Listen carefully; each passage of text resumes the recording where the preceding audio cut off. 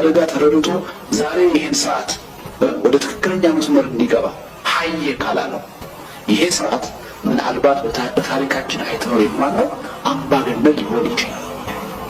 ጋዳፊ ከመውደቃቸው አንድ ወር በፊት በቅምጥል ኑሮ የሚኖሩ ንጉስ ነበሩ። እወድቃለሁ ብለው አያስቡም። የሚነግራቸው ወዳጅ አልነበራቸው። አገሪቱን ይዘው ወደቁ። እኛ ፖለቲከኛ እንጂ የታሪክ ሰዎች አይደለም።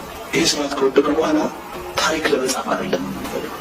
የእኛ ሚና አገሩን ወደ አደጋ እንዳይሄድ አስቀድመን መከላከል፣ በጊዜው በወቅቱ ማድረግ ያለብንን ነገር ማድረግ። ግን ችግሩ ምንድነው? ይሄ መንግስት እየሟሟ የሚሄድ መንግስት ነው በፍጥነት።